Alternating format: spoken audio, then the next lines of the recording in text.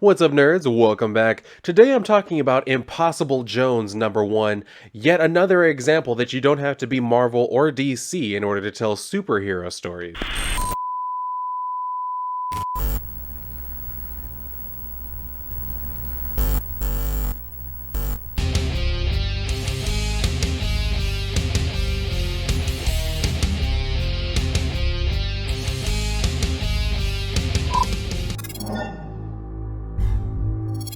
Alright, so let's get into this, because like I said, this is a new property that is not obviously not connected to Marvel or DC. It actually comes from Scout Comics, and it is a superhero story, and I gotta be honest, I wasn't sure what to expect from it when I heard that it was coming out.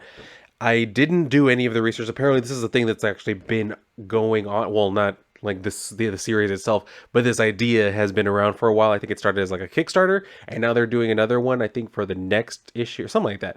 But when I read the story itself, I actually really liked it. When I just picked it up and I flipped through, I was like, you know what? I do want to get this because it reminded me immediately of like, Batman the animated series or whatever. It kind of has like that Bruce Timm kind of feel to the art style, but at the same time, David Kahn does do his own thing. And I mean, really, to give it to everybody, like the entire art team just did incredible on this. And then also the writing by Carl Kessel, Kiesel, anyway, so it just the story is done very well. Like I really do like it. So we start out with this holiday themed villain named Holly Days. As you can see, she's just pulled off a caper and they're like trying to get away and everything. But she's she's saying, and since both of you have been such good little helpers, I'll give you, and by give, I mean you can look at the MacGuffin necklace. So just in case anybody out there doesn't know anything about like literary terms and stuff like that, a MacGuffin is just in a story basically whatever your protagonist is going after. So like in Indiana Jones, him going after like the Golden Isle, that's the MacGuffin. You know what I mean? Like that's the thing that's inspiring him to go on his journey. It's not always the most important part of the story itself, but it's the thing that people want. So it's been called a MacGuffin. So she says she has the MacGuffin necklace, and she says, and they said stealing it was impossible. So that's when we have our titular hero come out and be like, oh come on, how can I pass up an opportunity like that? So that's when they say Impossible Jones, and they start trying to like shoot at her, and we see where she does get shot. But I guess she's a little bit like Plastic Man, Mr. Fantastic, whoever you want to say, but her body is able to stretch and just kind of like absorb the impact. Now, granted, she does fall over because like it hurts, but at the same time, like it didn't actually pierce her skin. So she turns around, she's like, okay, my turn, and creates these gigantic guns. So you would think she's going to shoot them, but no, her fists pop out of them and punch both of them in the face. So I mean, I like that. We started out this with just like a fun little like wacky kind of superhero interaction between hero and villain that kind of sets the foundation for us that this is kind of what we can expect. It's just kind of like these are the kind of old school type of superhero stories that I miss. Just like fun, just fun, entertaining, like cool to look at, like just weird stuff like this happening, like with the handguns and everything like that. Very cool. So we see where Holly Days tries to get away. She's like two turtle doves down, one pigeon left. Probably singing one of those songs she makes up. And so we see where she is. She says, dashing through the sky, I don't want to stay. Oh, rooftops, I go. I'm not going to sing it like in the... It's not Christmas yet. We're going into Halloween. I'm not singing any Christmas carols. So she says, to steal another day, jets on skate blades blast, making me fly high. Oh, what fun to go so fast and leave Jones far behind. So she counters with her own little carol by saying, oh, holidays, holidays, tries to get away, but her run is almost done because crime just doesn't pay. So she's like, could be better. So she uses her fingers like a slingshot and manages to like hit her with a nice thwack. So she falls out of the sky. She's coming down. And Impossible comes up to her and she says, don't worry, girly girl, you're in good hands. Looks like it's just not one of your days, Holly. No early Christmas for you. She's like, ho ho, well, there's always Hanukkah. She pulls out a damn menorah that apparently shoots fire and everything. So, like I said, just I love it. Like the wackiness, like that was perfect. So she's like, geez, not exactly what I'd call the holiday spirit girl, but I can go Grinch too. So she uses her power to kind of like subdue her and everything. And then she's bringing her out of the alley and she sees like this poster or whatever for like a Persephone thing, which apparently that's like it's a Persephone pageant. So it's almost like Miss America. Like the winner ends up becoming like the Persephone, like this hero or whatever. So they see it, and then Impossible Jones tells her like, "Hey, you were a Persephone, right? About 10 years back." And Holly's like, "8." Not like I'm counting. "What, you want to know why I went bad?" She says, "No, there are always reasons. Honestly, I'm surprised you lasted the whole year, especially in that outfit. Plus, this hero thing is hard." And so Holly just tells her, "At least the cops don't shoot at you." She says, "Not saying it doesn't have its upside. Listen, maybe we could get together sometime, grab a drink. There aren't a lot of people I can talk to about this stuff." And she's just like, I'm a bad guy, remember?" She says, "You're all about Christmas. How bad can you be?" So, fair point, right?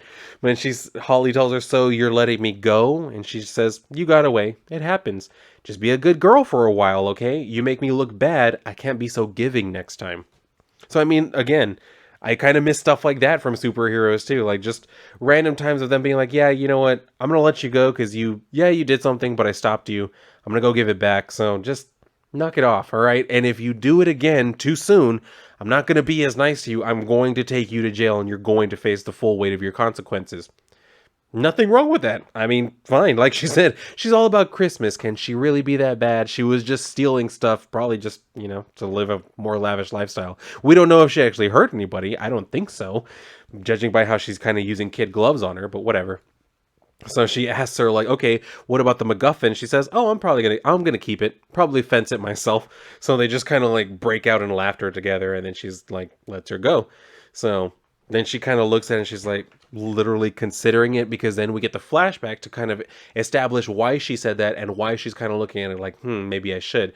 Because as we can see from this thing, this is kind of like a flashback. Kind of, she had sort of like a Dr. Manhattan thing going on. She ended up in this thing where she was trapped, and then as she's kind of like in there, she thinks at first that the people she came with are kind of like playing a prank on her by keeping her in there or whatever. And the reason why it keeps going black and then red is because like there's a flashing light, and that's the only thing that's in there. So that's why we kind of keep getting this thing. So I liked it. And she's like, you can see where she's slowly realizing like, "Oh crap, I'm not getting out of here." And she starts like raging against it. And she says, "Of course, the only ones who knew about this job were those who came with my compatriots, my compadres, my partners in crime." So she's like, never did trust them. So she yells out again, "Hey, you near that control panel. I see you out there." So I don't know who she's actually talking to, but she's like, "Jimmy, that you, Jimmy? I swear, if this is one of your pranks." And it's like, "Okay, it's a good one. Good as my spray cheese stunt," which was kind of classic, you gotta admit. "So now we're even Steven, right? I mean, so to speak." And then she's like, "Jimmy? Or is that Roman?" And she says, "Fosca? Really got to talk to Arcana about their lighting," because like I said, it keeps going like into black and everything. So she says, "Hey, wait, where'd you go? Come back. Get me the hell out of here." And then we can hear the computer keeps like counting down as things are happening. It says, "Please sit in the designated area for transference." So she's like, "No way, not gonna take this sitting down. Think I can't get out? Think that's impossible? You shoot me, leave me behind, leave me to die? You think you just walk away?" So that's where we see this thing where all of a sudden like the machine activates and everything. And as she's starting to like kick the door, she says, "Well, that's not going to happen. That's what's," and then she gets cut off because like I said, like sort of like the Dr. Manhattan thing, she kind of gets overtaken by the energy or whatever. But it doesn't actually, I don't know if it actually destroys her or whatever. What it does do is destroy this like lab and creates this gigantic explosion that all of these other like heroes and shit see. So they're immediately like, "Okay, well, we're going to have to go and deal with that." So as we can see from this, we can see if you look at this panel, this girl that's like asleep or whatever, apparently she's like the new Persephone. But we can see in here where it says that this is at 3:21 p.m. and that will become important in like a couple of pages. But anyway, we kind of get a further flashback where we can see like her crew that was with her, and they're talking about, because they see the explosion, they're like, "Yo, what happened? Like, was she still in there and everything?" And then we get the flashback from where they were inside. And apparently they did get whatever it was they came for. And then the black guy is saying like, "It's all about making the client happy, and this should make Mr. Monster very happy." So the girl, who apparently is new to the team, was saying like, "Please hurry, there are only 2, at most 4 minutes before security is back online and they figure out what we did." So Impossible, I don't actually know if they gave her a first name here, but she's saying like plenty of time. Everyone know their exit routes. So the other guy's like, yeah, then rendezvous at the place by the thing. So she looks at the new girl and says, for those who don't know the drill, Fosca, it's a pretty basic business model. You don't show in a timely fashion, you're out. More for the rest of us. She tells her deep breaths, clear heads, we got this. And then she says, okay, gang, get gone. And then there were two, because she looks at him, his name is Jimmy. And she says, what do you say, Jimmy? Not every day we get inside the Tech Arcana candy store. Be a waste to walk away with empty pockets. So she's like, he says 2 minutes, Belle. There you go, Belle was her name. He says 2 minutes, Belle. She says, maybe 4. So he's like, all right, plenty of time. So they take off, and then we see where he's kind of standing with them. He says, no. And he says, what? She wasn't still there. Why would she be? And then the other guy says, didn't make the rendezvous. He says, yet. So she asks, what if she was caught? Oh, God. What if she was caught by the cops and they're on their way here right now? Jimmy says, first, that didn't happen. Belle knows more ways out of a tight spot than even me. Second, she doesn't spill. Not one drop. She doesn't. And then the other guy, I think his name is going to be, I think he's the villain at the end. Anyway. So he says, so what does that mean? And then Jimmy just like stops and he's like, more for the rest of us. Because, yeah, that was what Belle told Fosca. Like, if you don't make the rendezvous, then hey, more for the rest of us. You get left behind. So then we see this thing where we have the first hero showing up. And this happens at 3:37 p.m. And that's why I was saying like it's kind of significant earlier when we see that the explosion happened at 3:21. Because now it's 3:37. So about 16 minutes for someone to show up.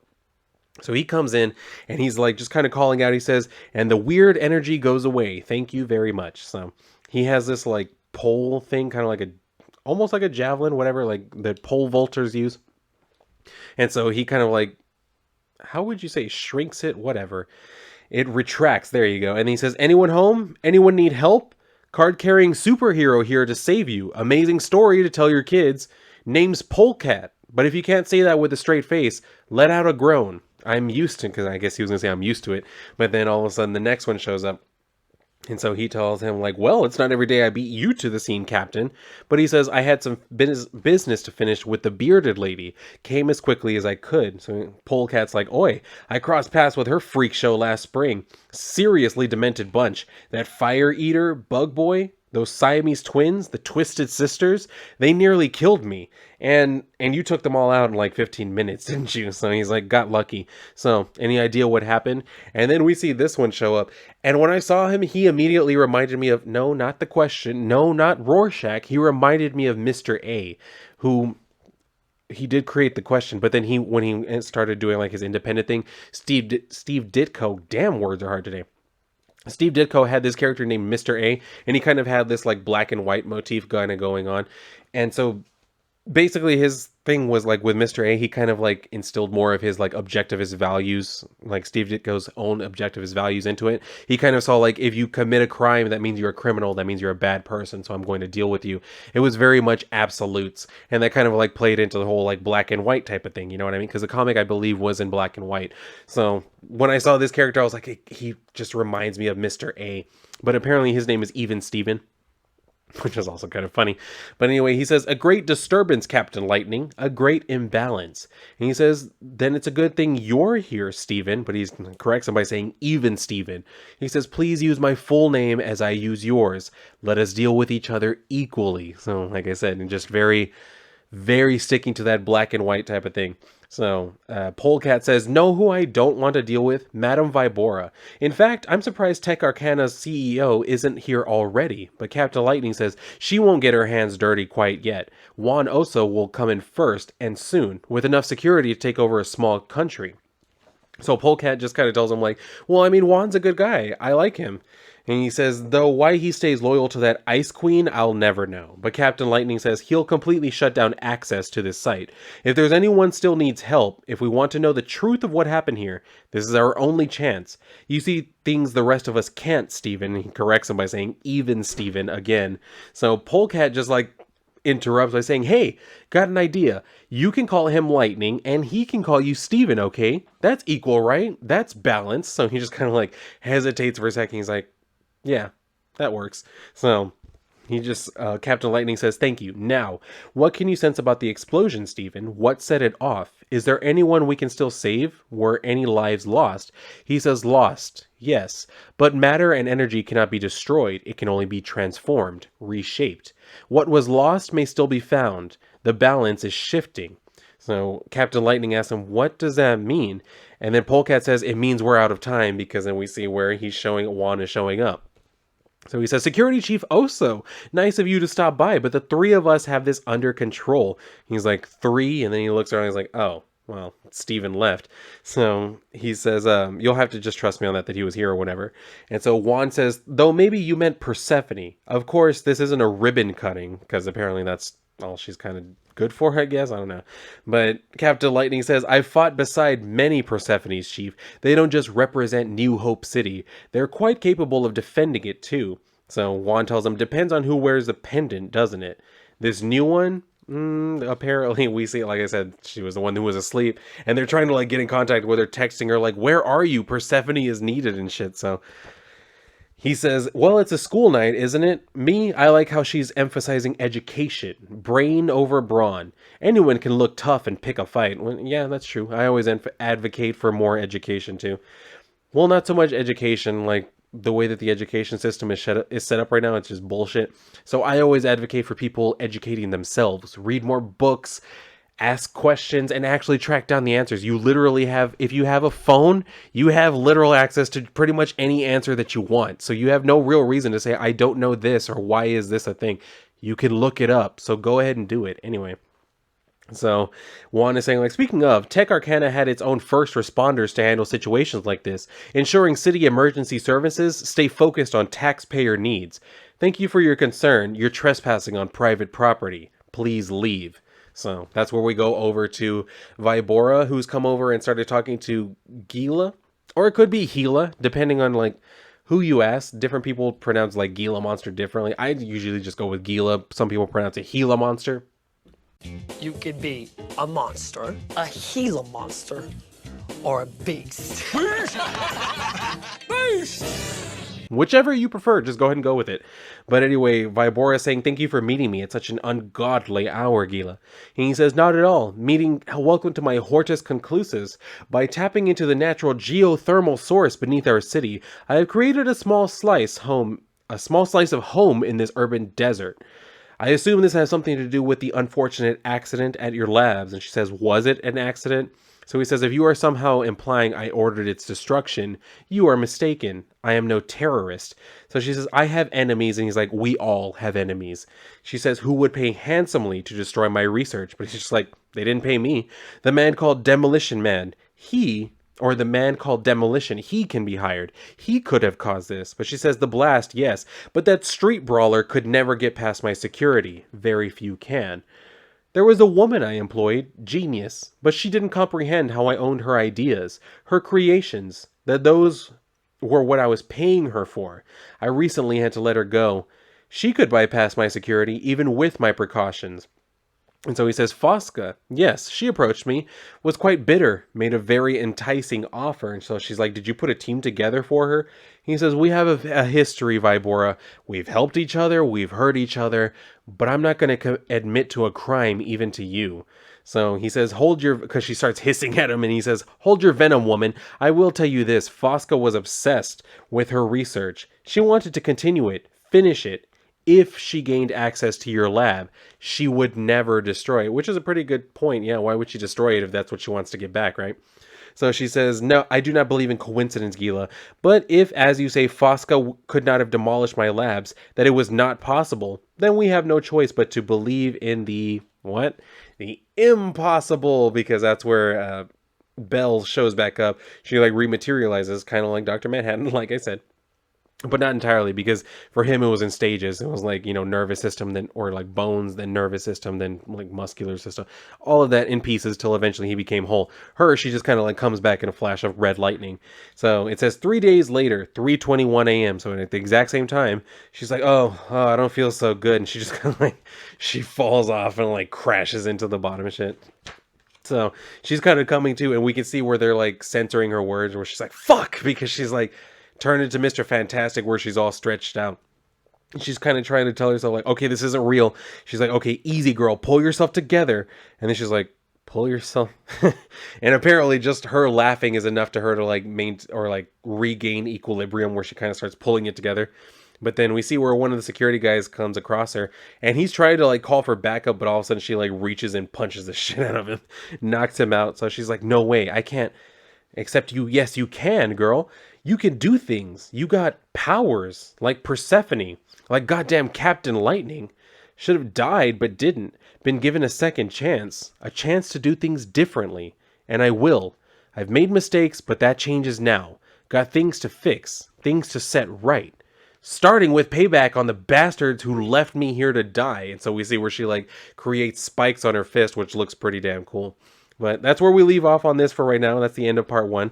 Like I said, I believe that issue 2, they're trying to like fund it right now. I don't really know what else to say about this. Like everything about it is actually done very well. Like the characters, each of them already seems pretty much fleshed out. They already have like this shared like history between them that really just feels organic.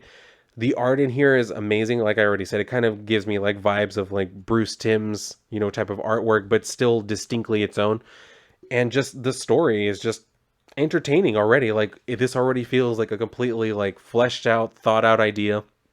So I'm excited to see where this actually goes. And I'm especially excited considering it's not Marvel or DC. It's a completely different character. And she's actually like, pretty entertaining. She's actually kind of fun. She also has nuance to her in that she used to be a thief, basically a villain, and then got powers and decided, you know what? Now that I have powers and I can actually make a difference in the world, I'm going to go ahead and turn myself around and I'm going to do things differently. So I respect that. And then also we do see her in this first issue kind of struggling with like, wait a minute, I have this thing that's very valuable. I could definitely sell it and keep the money for myself. So it's going to be interesting to see that hero's journey of her trying to like overcome like those impulses to just do villainous things. But I mean, we'll see where this goes. I like I said, I can't wait for the next issue from it.